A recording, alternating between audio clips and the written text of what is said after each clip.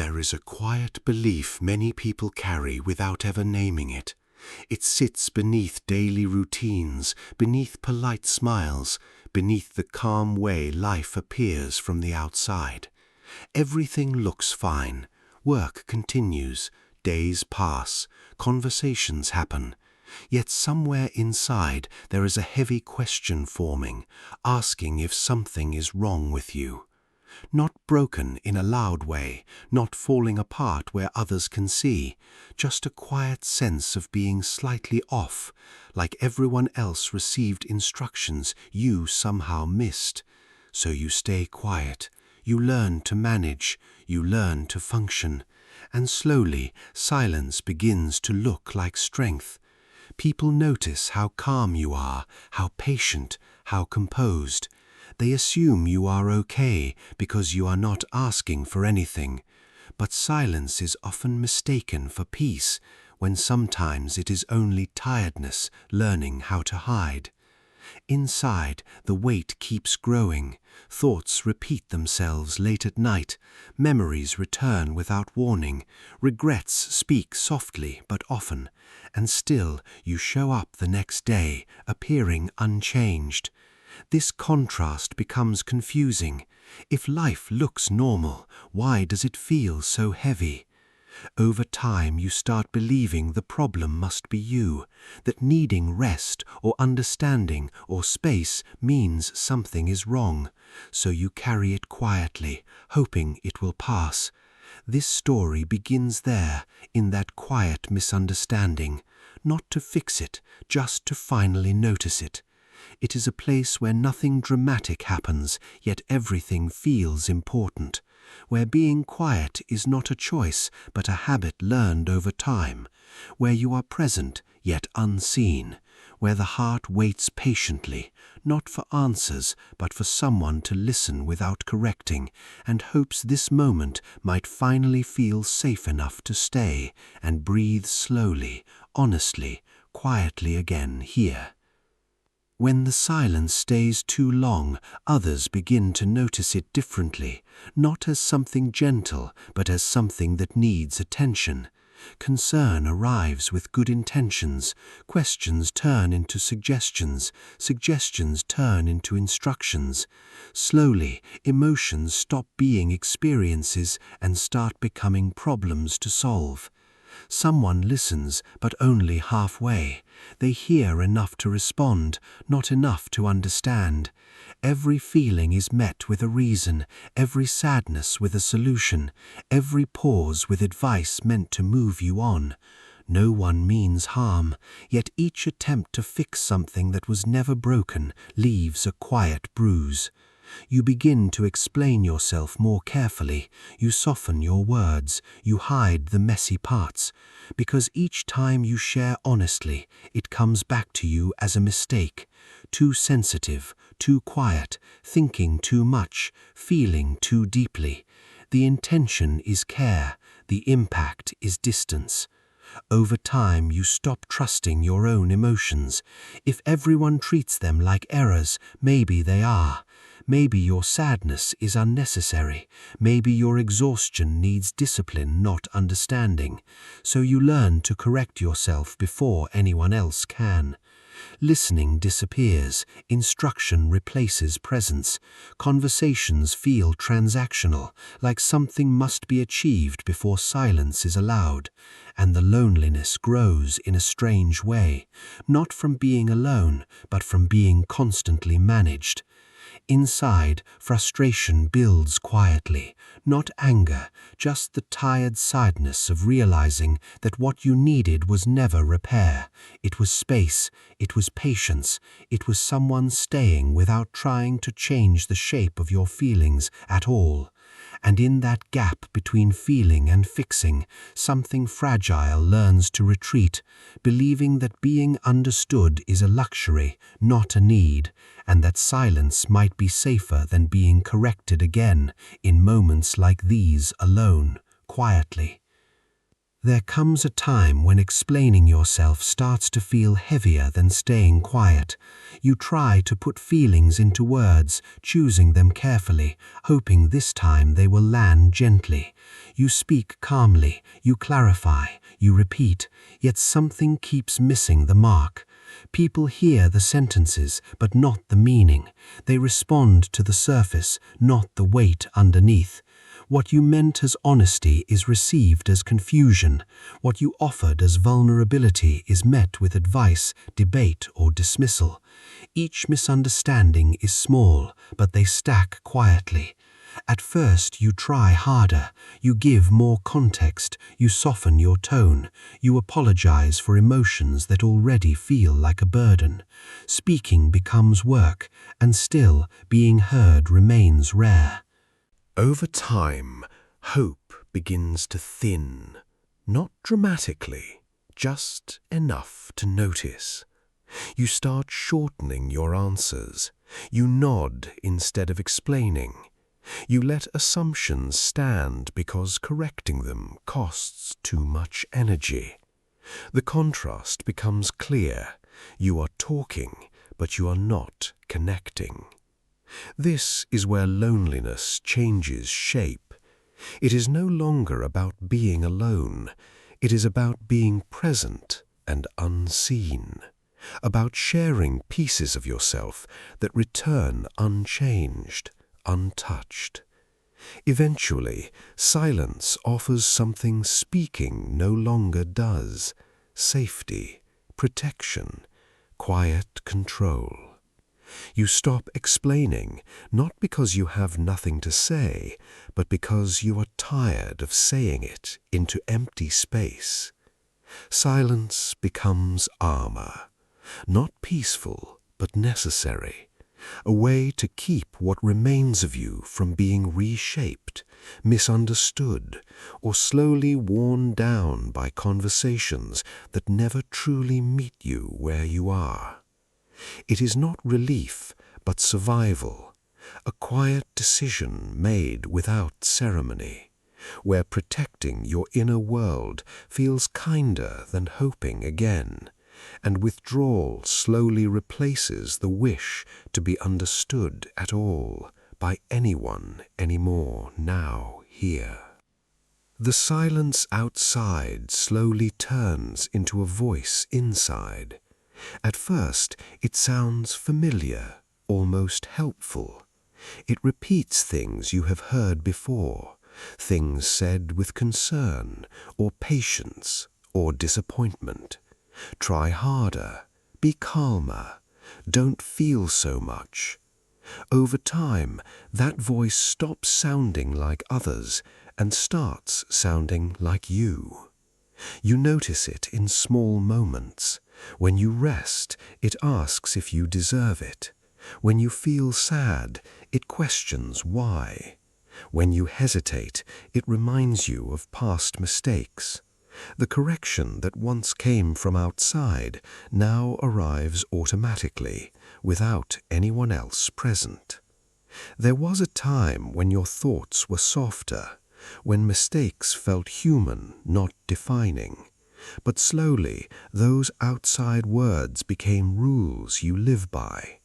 You monitor yourself constantly, adjusting tone, reactions, emotions, as if being watched even when alone. Self-blame grows quietly this way, not from big failures, but from endless checking, from stopping yourself before you speak, from shrinking feelings before they inconvenience anyone, from believing that discomfort means you did something wrong. You begin to mistrust your own inner world. Joy feels suspicious, rest feels lazy, pain feels excessive. Every emotion is examined instead of felt, and the cost is subtle but real. Self-worth does not disappear all at once. It fades through repetition, through the habit of correcting yourself before understanding yourself, through learning to be smaller, quieter, safer. By the time you notice, the voice feels permanent, not cruel, just constant, a reminder that you are always being evaluated. And somewhere beneath that noise, a tired part of you wonders when it learned to speak to itself this way, and why it feels so hard to stop. That quiet erosion happens without alarms, without witnesses, until self-criticism feels normal, and kindness feels foreign, and the mind stays busy guarding against mistakes instead of listening to what the heart has been asking for all along inside you quietly now. There is often a moment that does not announce itself. Nothing dramatic happens, no voices rise, no doors close. It is simply the moment you needed someone to notice, and no one did. From the outside, everything looked manageable. You were still showing up, still responding, still moving through your days with quiet responsibility. Any visible struggles seemed absent, so concern never arrived. Yet inside, exhaustion was growing heavy, slow, and unseen. It was not help you were waiting for, not advice, not solutions, just presence. Someone staying long enough to sense the weight you were carrying without being asked to explain it. But that moment passed gently, unnoticed, like so many others. You remember it later, not as a memory with details, but as a feeling. A pause where you hoped someone might ask one more question, where you slowed down slightly, wondering if that would be enough to be seen. It wasn't. This is how neglect often works, quietly, without intention. People assume silence means strength, and strength means no need. So they move on, believing everything is fine. The realization settles in slowly, not as anger, but as a soft ache, the understanding that pain does not always show itself in obvious ways, that some of the heaviest moments leave no visible mark. And so you carry it alone, not because you want to, but because no one noticed when you needed them to. That absence becomes its own presence, shaping how you learn to need less, expect less, and quietly disappear from moments where being seen once felt possible, then slipped away without sound. It teaches you to stay composed, even when quietly breaking inside alone.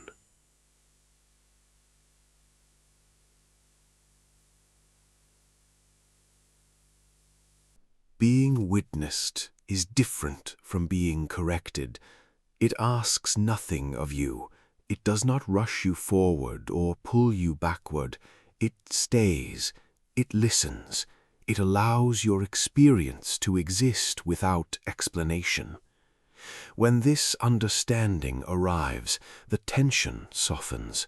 The constant effort to justify yourself loosens its grip. You begin to see that needing acknowledgement was never a weakness, it was human. And maybe that is the quiet relief here, knowing that the exhaustion did not come from being too much, but from being unseen. That what you needed was not repair, but recognition, not solutions, but presence. In naming this, nothing is demanded, nothing must change immediately. There is simply space. Space to breathe, space to exist, space where your feelings are allowed to be real without being turned into something else. And in that space, for the first time, you are not a problem to solve, but a person allowed to be exactly here, exactly now, without defense or explanation from anyone else around you today. The relief does not arrive loudly. It does not feel like a breakthrough or a sudden shift. It comes quietly in the moment you realize you are not required to become someone else to be allowed rest. For so long, improvement felt like survival. Effort felt necessary just to deserve space. You stayed busy with fixing, adjusting, becoming better, because stopping felt dangerous. Pressure kept you moving even when you were tired. Now something loosens. The need to perform your healing fades slightly. You notice how heavy it was to always be in progress, always unfinished, always reaching for permission that never fully arrived. This is not giving up, it is setting something down. The contrast is gentle but clear. Instead of pushing forward, you pause. Instead of effort, there is rest. Not sleep, but relief. The kind that comes from not being watched, not being evaluated. You are allowed to exist here, as you are, without progress, without plans, without explaining what you will fix next. That permission feels unfamiliar, almost uncomfortable at first, because self-forgiveness has rarely been offered without conditions. Nothing is demanded in this space. No lessons appear, no urgency follows, just a quiet understanding that you have been carrying enough already. And maybe that is where healing truly begins, not with change, but with mercy, not with effort, but with gentleness. A moment where you stop turning yourself into a project and allow yourself to simply be a person again. The relief deepens slowly. It does not erase the past, but it softens your grip on it. And for the first time in a long while, you are not chasing worth, you are resting inside it, breathing without apology, letting the pressure fall away little by little without needing to earn this calm anymore. This pause does not demand courage, only honesty, and it stays with you longer than any promise ever did before today. Being heard does not always arrive through conversation. Sometimes it happens quietly, without questions, without explanations, without a single word spoken aloud. It happens when your presence is met with patience instead of urgency. You may have learned to believe that silence meant disconnection, that without speaking nothing could reach another person.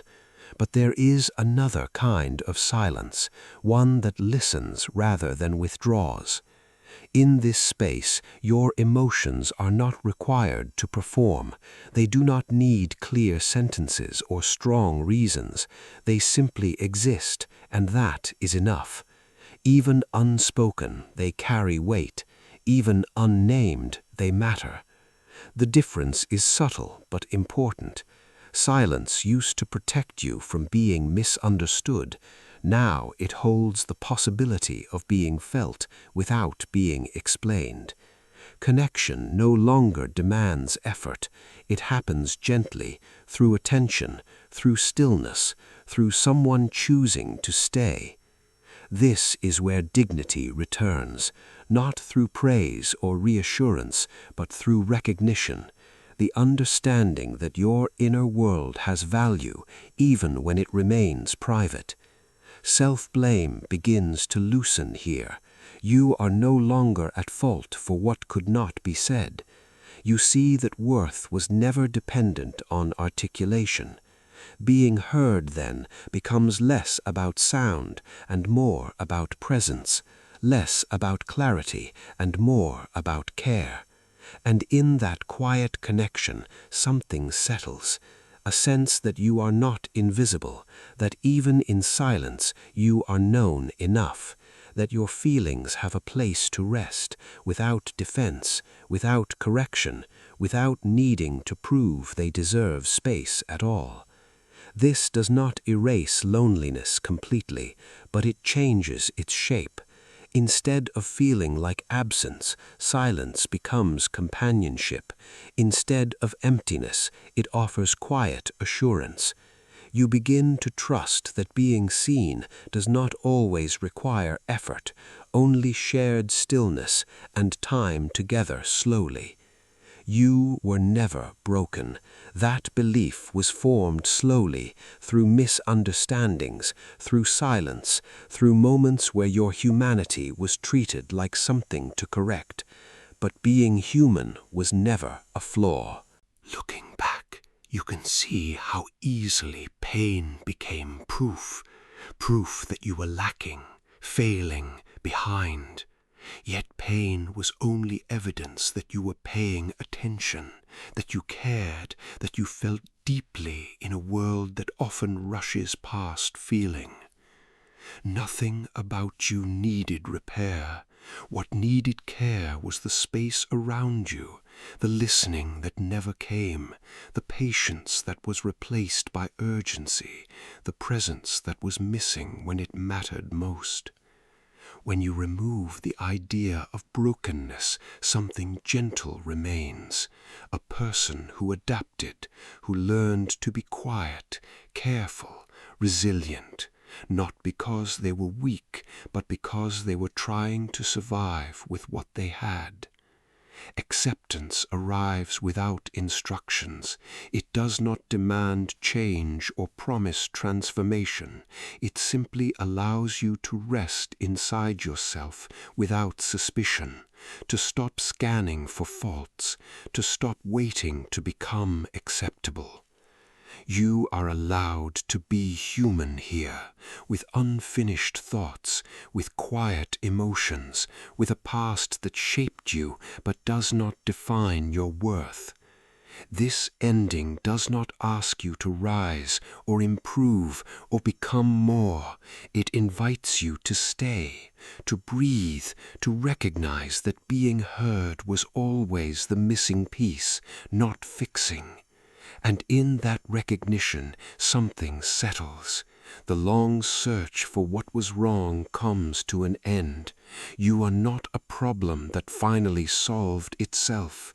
You are a person who was always whole, waiting to be met with understanding, and now at last allowed to be. Here there is nothing more to prove, only quiet permission to exist, gently, fully, without fear, at last now.